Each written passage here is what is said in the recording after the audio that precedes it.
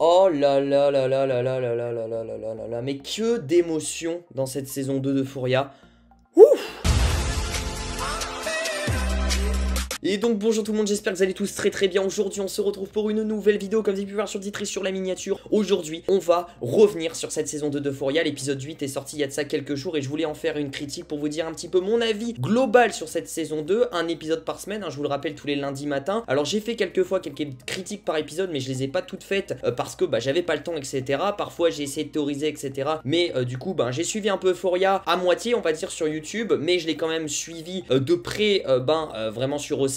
Une saison 2 incroyable, qu'est-ce que je peux dire déjà directement, on va faire une partie sans spoiler et une partie spoiler, pour ceux qui n'ont toujours pas vu cette saison 2, pour ceux qui ne connaissent pas Euphoria, parce que peut-être qu'il y en a qui ne connaissent pas cette série là, et je vais en quelques minutes vous inviter à aller regarder cette pépite qui est pour moi une des meilleures séries, c'est peut-être ma meilleure série, vraiment actuellement, j'ai encore pris une claque par la réal, par tout ça, on va en revenir bien évidemment. Euphoria c'est quoi? Finalement c'est une histoire qui est autour de groupes d'adolescents du coup et qui dénonce beaucoup de sujets actuels d'ados, finalement, que ça soit la drogue, le sexe, le harcèlement, le viol, enfin il y a plein de choses, des sujets quand même très très importants qu'on lutte actuellement dans notre société. Vraiment c'est des sujets de société qui reviennent et du coup qui sont éclatés au grand jour dans cette série et sans filtre, c'est une série qui est sans filtre bien évidemment, bien sûr, donc j'invite pas les petits à regarder, que ce soit les gens qui ont 12-13 ans à regarder cette série là, parce que d'ailleurs les déconseiller au moins de 16 ans, mais il y a des scènes ou de sexe ou de choses comme ça, de gore finalement aussi, où ils n'hésitent pas à montrer les choses, même si elles sont un petit peu violentes aux yeux. Mais d'un côté, le fait de tout montrer, ça te plonge encore plus dans la réalité et tu te mets à la place des personnages, tu te mets dans leur vie finalement, donc c'est aussi très très intéressant. Cette série est réalisée par Sam Levinson qui revient pour cette saison 2, qui avait lui-même réalisé la saison 1, et la saison 2 est une lignée de la saison 1, bon bien évidemment ça suit les événements de cette saison 1, mais je la trouve qualitativement exactement au même niveau. Franchement, j'ai pas de préférence, je vous le dis honnêtement, je n'ai pas de préférence. La saison 2 est aussi qualitative que la saison 1 et on a toujours une réalisation, une mise en scène encore incroyable, et franchement là j'ai l'impression que dans cette saison 2, le gros point fort étant aussi le jeu d'acteur, mais le montage je l'ai trouvé impressionnant. Moi qui veux faire des études dans le montage vidéo, je trouve que le montage est super bien fait dans tous les épisodes, vraiment il est énigmatique, il est dynamique, etc. T'as plusieurs montages, t'as des jump cuts, des montages parallèles, des montages alternés, t'as plein de trucs, et je trouve que les épisodes sont bien construits. Et bien évidemment cette saison 2 est une suite de la saison 1, ça reprend les événements marquants de cette fin de la saison 1, donc c'est pas une saison 2 qui est à part, déconnectée, une intrigue complètement différente, non, les répercussions de la saison 1 sont dans cette saison 2, donc vraiment c'est pour ça qu'il faut voir les deux saisons. Il y a aussi quelque chose qui est assez fort, c'est que dans cette saison 1 on abordait certains thèmes, certains sujets un peu plus importants de la vie, etc. Et dans cette saison 2 on aborde d'autres thèmes, mais on aborde peut-être moins de sujets que la saison 1, mais en tout cas on aborde les répercussions que ça peut avoir des années plus tard, des mois plus tard, sur des personnages, sur des vies, parce que dans cette saison 1 on parle de sexe, on parle d'alcool, on parle de drogue, etc. Alors dans cette saison 2 on a toujours ces thèmes là bien évidemment, mais qui sont moins au centre de l'écran et on est plus sur la psychologie des personnages, j'ai l'impression, sur le côté émotionnel. Vraiment je tiens à insister parce qu'il y a parfois des scènes qui sont assez ouf, on en reviendra dans la partie spoiler, mais je trouve d'une puissance. Alors aussi il y a les jeux d'acteurs qui sont incroyables, mais franchement je trouve d'une puissance monumentale. En termes de suspense c'est kiff kiff, que ça soit la saison 1 ou la saison 2, je trouve que ça a le même suspense, ça a la même dynamique, etc. Il n'y a pas un épisode qui est ennuyant dans cette saison 2, c'est exactement pareil que la saison 1. On est sur une recherche de plan, une recherche de lumière, là on est plus sur le côté orangé des lumières. Avant dans la saison 1 on était plus sur le côté violet qui faisait référence un petit peu à la drogue, là on est plus sur ce côté orangé, donc on aura une esthétisme d'image qui sera très orangé, la plupart des scènes sont exposées à l'orange, on a des mélanges de couleurs bien évidemment entre l'orange, le jaune, etc.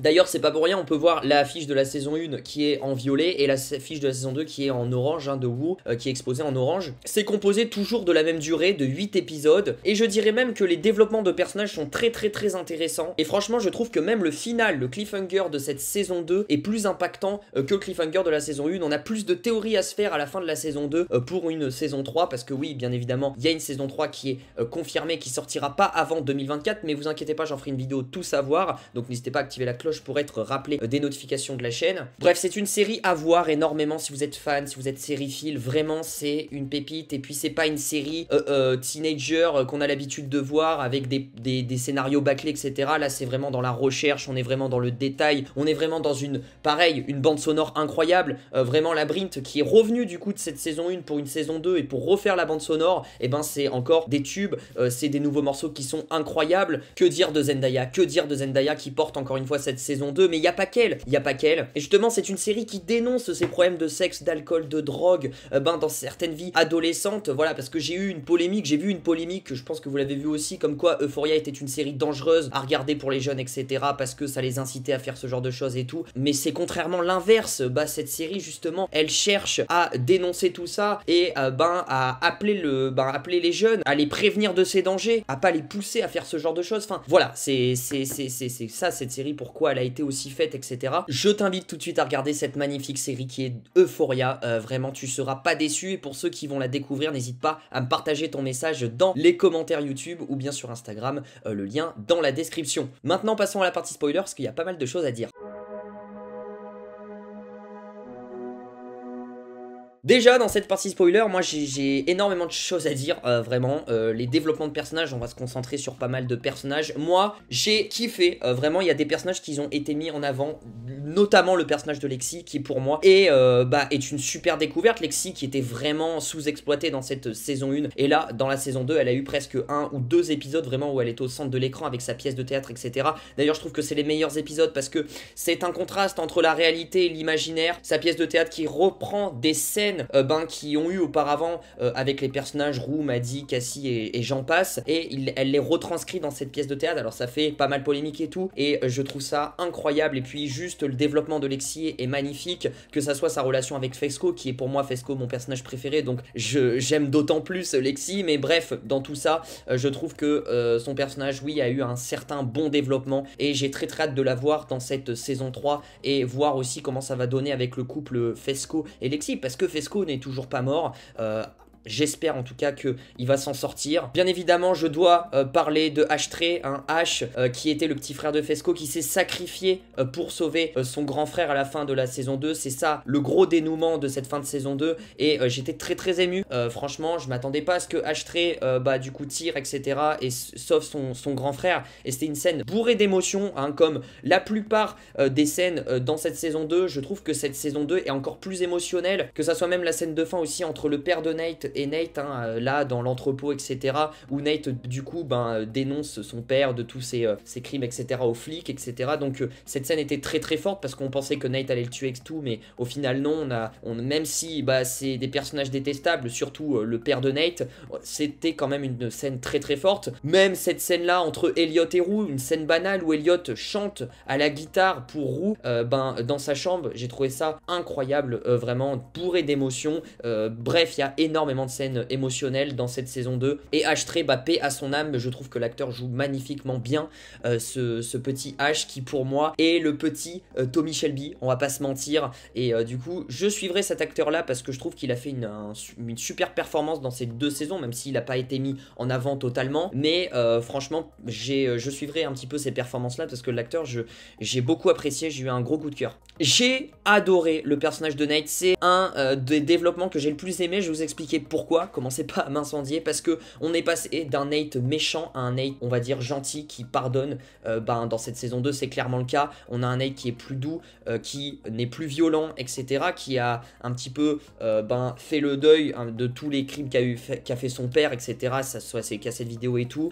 Donc voilà, on a un Nate qui n'a pas été dans la violence, qui a par exemple, je revois cette scène là avec Jules dans la voiture, où du coup Nate lui donne la cassette de elle et son père finalement, voilà, de cette fameuse histoire, et du coup Jules après la brûle, cette cassette, cette fameuse cassette, mais Nate voilà, se pardonne et lui dit tu peux en faire ce que tu veux, etc., parce qu'on se rappelle que c'était un moyen de pression contre Jules.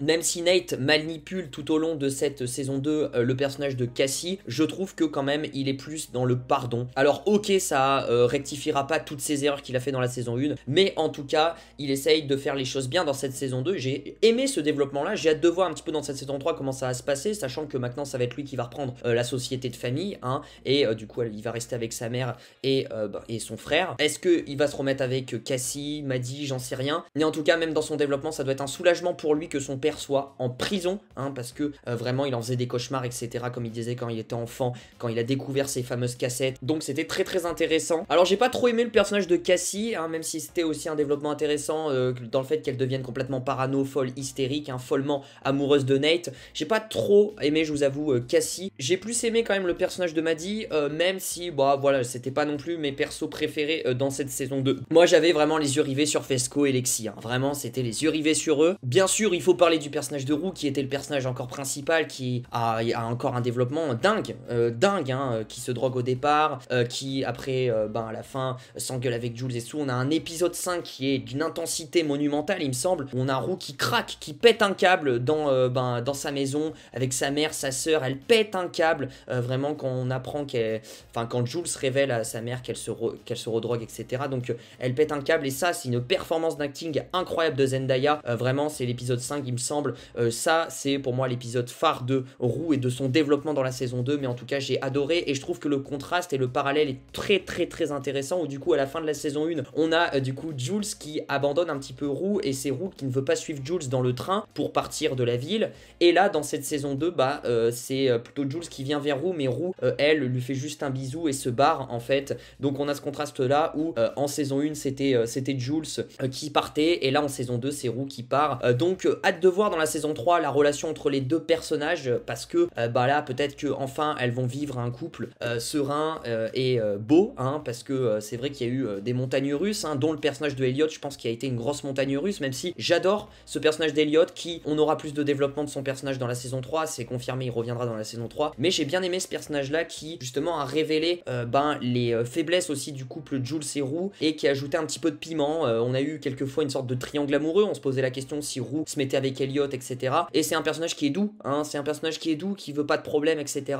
Qui adore la musique, même s'il se drogue, mais qui veut pas de problème, et pour le coup moi j'ai adoré sa douceur, donc hâte de voir un peu son développement. Grosse déception du personnage de Kat, je sais pas, on l'a mis de côté, je crois qu'en plus l'actrice a eu des différends avec Sam Levinson lors du tournage, donc ça se ressent sur son personnage qui a été complètement mis de côté, à part les 2 premiers épisodes où elle est au centre du truc un petit peu. Après, depuis qu'elle quitte après son mec, on la voit plus, elle a une phrase de dialogue, donc un peu déçu du personnage de Kat, j'espère qu'elle reviendra un peu plus dans cette saison 3. Gros coup de cœur aussi pour le personnage de Faye, qui vivait du coup avec Fesco et Ash.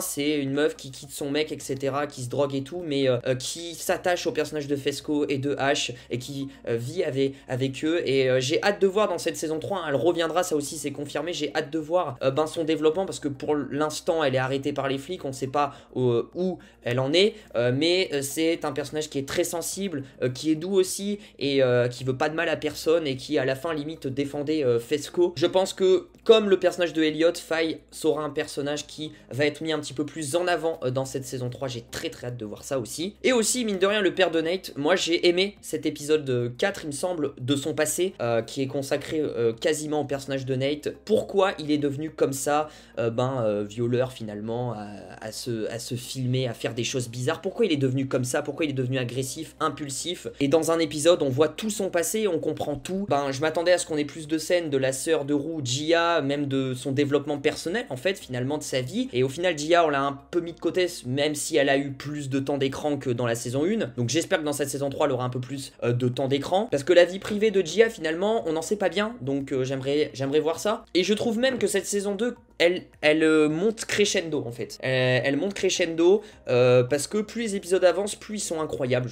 Moi j'ai d'ailleurs les derniers épisodes avec Lexi en avance, sa pièce de théâtre et tout, la réal derrière, le montage et tout, les jeux de couleurs, la musique, etc., l'acting et tout, mais c'est incroyable, c'est une pépite, c'est une bouffée d'air frais, c'est magnifique, vraiment. Tu dégustes l'épisode, hein, comme un plat, tu le dégustes. On comprend que derrière il y a des heures et des heures de tournage, que c'est dans la précision que Sam Levinson peut-être est parfois chiant avec ses acteurs de la série, mais il est dans la précision. Et pour le coup, on a un scénario qui tient la route aussi et qui est toujours du même niveau. Je trouve que c'est un scénario impeccable avec pas de creux scénaristique, pas d'épisodes ennuyeux. C'est un bien évidemment 18-19 sur 20 pour cette saison de Euphoria. Je ne pourrais pas vous dire malheureusement si j'ai préféré la saison 2 à la saison 1 parce que pour moi elles sont du même niveau et elles sont un petit peu différentes. Bref voilà mon avis sur cette saison 2 d'Euphoria. N'hésitez pas à me dire votre avis dans les commentaires parce que j'ai peut-être oublié, comme c'est aussi mine de rien une critique à chaud, j'ai pas eu le temps de me poser et tout, je viens de finir l'épisode donc je vous tourne une vidéo qui sera peut-être un peu longue, mais du coup n'hésitez pas à me dire dans les commentaires si j'ai oublié certains points et si vous voulez qu'on échange un petit peu sur certains points. Forcément j'aurais peut-être oublié des grosses parties. N'oubliez pas d'activer la cloche des notifications et de me suivre sur Instagram si vous avez des questions sur cette saison 3 d'Euphoria. Une vidéo arrive tout savoir sur cette saison 3, on a quelques infos, je vous la sortirai dans les jours à venir. Et du coup n'oubliez pas de lâcher le petit pouce bleu, de vous abonner, d'activer la cloche des notifications, ça me fait super plaisir. Et je vous dis à très vite pour de prochaines vidéos, que ça soit sur Euphoria ou sur d'autres séries. Prenez soin de vous et regardez les séries. Ciao ciao.